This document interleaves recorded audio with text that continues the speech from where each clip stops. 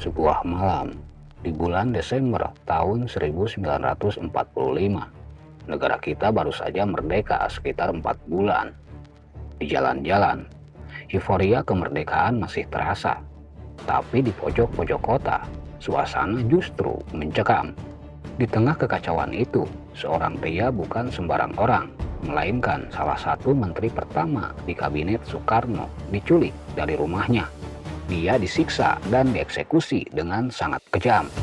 Tragisnya lagi, dia tidak mati oleh peluru tentara Belanda yang ingin kembali menjajah. Dia juga tidak tewas di tangan para serdadu Jepang. Tapi pahlawan nasional ini dilenyapkan oleh bangsanya sendiri, oleh para pemuda yang setiap hari meneriakan kata merdeka. Dan lebih misterius lagi, sampai hari ini jasadnya lenyap tanpa bekas. Inilah kisah kelam Otto Iskandar Dinata, Sang Jalak Harupat.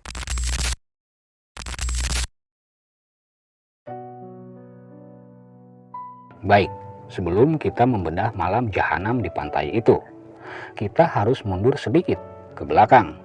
Siapa sebenarnya Otto Iskandar Dinata ini? Kalau kita mendengar nama ini sekarang, mungkin yang terlintas di kepala adalah nama jalan atau salah satu nama stadion megah di Bandung yang namanya diambil dari julukannya. Buku sejarah sekolah kita seringkali menyederhanakan sosoknya hanya sebagai anggota BPU PKI atau PPKI. Tapi peran Otto jauh lebih besar daripada itu. Dialah pria pemberani yang pertama kali mengusulkan dalam sidang resmi agar Soekarno dan Hatta diangkat menjadi presiden dan wakil presiden pertama Republik Indonesia. Lalu dari mana datangnya julukan Jalak Harupat? Julukan ini bukan sekedar nama keren. Dalam budaya Sunda, Jalak Harupat adalah sebutan untuk ayam jantan aduan yang legendaris.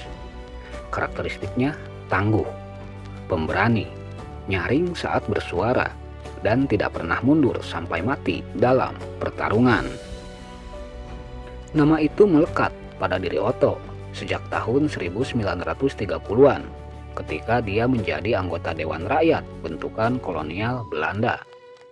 Di saat politisi lain memilih bermain aman dan menggunakan bahasa yang halus agar tidak ditangkap, Otto justru memanfaatkan mimbar itu untuk membongkar koreng ketidakadilan pemerintah Hindia Belanda.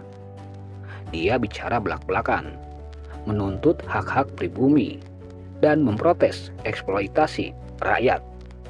Keberaniannya membuat para pejabat kolonial gentar.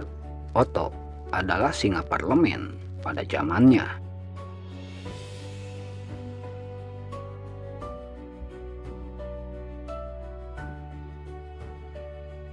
Ketika kemerdekaan diproklamasikan pada 17 Agustus 1945, Soekarno tahu betul kemampuan Otto. Dia langsung ditunjuk sebagai Menteri Negara. Tugas yang diberikan ke pundaknya tidak main-main, bahkan cenderung berbahaya, yaitu Otto ditugaskan untuk mengorganisir, menertibkan, dan menyatukan seluruh laskar pemuda bersenjata mantan para tentara Peta dan Heiho menjadi satu wadah resmi, yaitu Badan Keamanan Rakyat atau BKR yang sekarang sudah bertransformasi menjadi TNI. Disinilah badai itu dimulai. Akhir tahun 1945 adalah masa yang sangat kacau dalam sejarah Indonesia. Para sejarawan menyebut periode ini sebagai masa bersiap. Hukum negara belum tegak, polisi belum berfungsi normal, dan kekosongan kekuasaan terjadi di mana-mana. Ditambah lagi, tentara sekutu dan Belanda mulai mendarat kembali di Jakarta, memicu kepanikan massal. Di masa-masa penuh kepanikan seperti itu, logika seringkali kalah oleh emosi. Muncul paranoid yang luar biasa di kalangan pemuda radikal. Isu tentang mata-mata atau anteknika Belanda berembus kencang saat itu. Siapapun yang dianggap kurang radikal atau mencoba menyelesaikan masalah dengan kepala dingin dan diplomasi langsung dicurigai sebagai pengkhianat. Sebagai menteri, Otto mencoba bersikap realistis. Dia harus memikirkan bagaimana cara memberi makan dan seragam untuk puluhan ribu mantan tentara peta. Sementara kas negara saat itu kosong, melompong. Otto terpaksa membuat kebijakan-kebijakan taktis yang membatasi pergerakan laskar-laskar liar demi menyelamatkan stabilitas ekonomi dan keamanan. Sayangnya, niat baik ini disalahartikan. Bagi kelompok pemuda garis keras yang darahnya sedang mendidih, kebijakan Otto dianggap sebagai bentuk kompromi yang lemah. Dari sinilah sebuah rumor jahat mulai disebarkan. Otto Iskandar Dinata adalah mata-mata Belanda.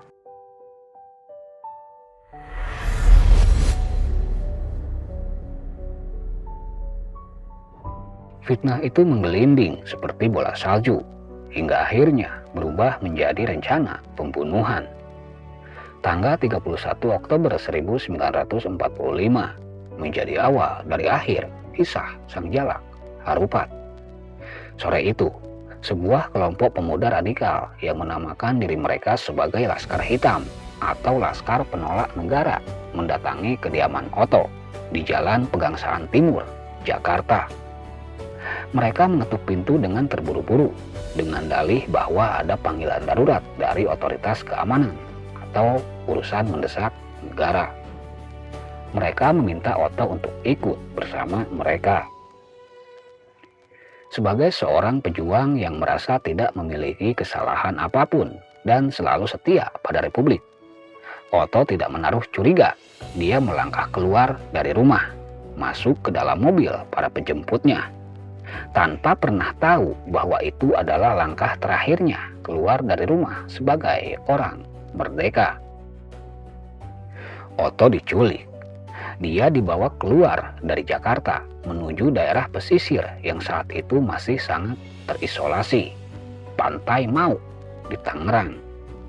Selama hampir 2 bulan, Menteri Negara ini disekap dalam kondisi yang sangat memprihatinkan. Dia dipindahkan dari satu rumah ke rumah lain di sekitar Tangerang agar keberadaannya tidak tercium oleh pemerintah pusat di Jakarta.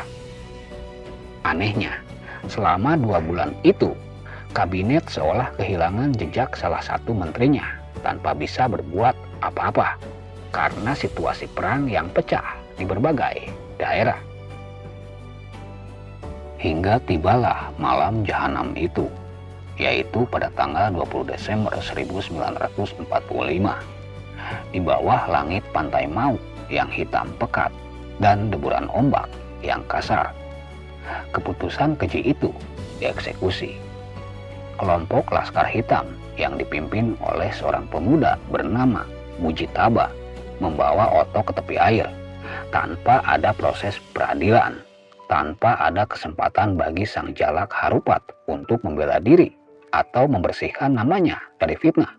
Tubuh sang pahlawan ditikam dari belakang, lehernya ditebas secara keji, jasadnya yang bersimbah darah kemudian dihanyutkan begitu saja ke tengah laut lepas, membiarkan ombak malam membawa pergi seluruh bukti kejahatan itu ke dasar samudra.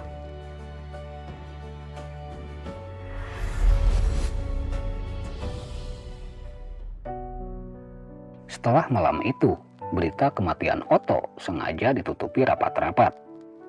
Negara sedang dalam kondisi genting melawan agresi militer, sehingga hilangnya seorang menteri dianggap sensitif bagi moral perjuangan. Baru setelah situasi negara mulai stabil pada pertengahan tahun 1950-an, tabir misteri ini mulai dibuka di pengadilan militer. Tahun 1958, Mujitaba, pria yang memimpin eksekusi di lapangan, akhirnya diseret ke meja hijau. Dia dinyatakan bersalah dan dijatuhi hukuman 15 tahun penjara. Tapi, apakah kasus ini selesai? Jawabannya, tidak. Hingga hari ini, sebuah pertanyaan besar tetap menggantung di langit sejarah Indonesia, yaitu siapa aktor intelektual di balik peristiwa ini? Siapa orang kuat yang menyebarkan fitnah pertama kali bahwa Otto adalah mata-mata Belanda? Siapa yang mendanai dan memberi perintah kepada Laskar Hitam untuk menculik seorang menteri negara? Nama-nama besar pun sempat dicurigai. Namun semuanya menguap begitu saja.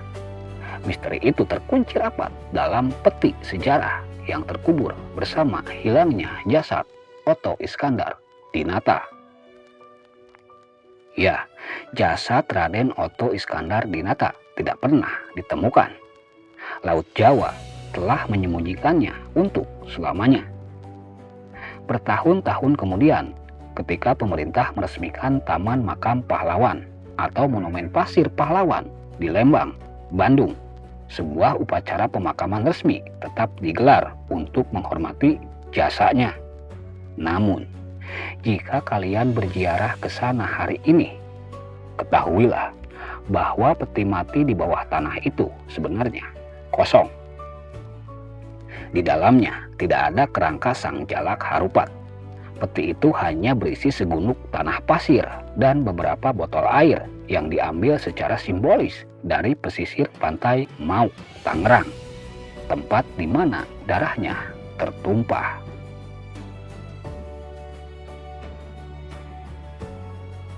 Buku sejarah di sekolah seringkali menyajikan narasi yang rapi, indah, dan penuh kejayaan tentang perjuangan kemerdekaan kita.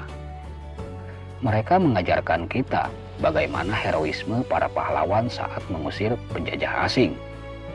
Namun kisah kelam Otto Iskandar Dinata ada untuk mengingatkan kita pada sisi lain dari sejarah yang sengaja disembunyikan, yaitu bahwa dalam rahim revolusi yang suci sekalipun selalu ada darah anak bangsa yang tumpah akibat fitnah, kecurigaan yang berlebihan, dan fanatisme yang buta. Jalak harupat adalah bukti nyata bahwa musuh paling berbahaya dari sebuah kemerdekaan yang baru lahir terkadang bukanlah musuh yang datang menggunakan kapal perang dari seberang lautan, melainkan saudara sebangsa sendiri yang kehilangan akal sehatnya. Terima kasih sudah menonton dan meluangkan waktunya. Semoga bisa memberikan manfaat dan bisa memberikan wawasan bagi kita semua. Sampai bertemu di pembahasan berikutnya. Les Harian pamit dan sampai jumpa.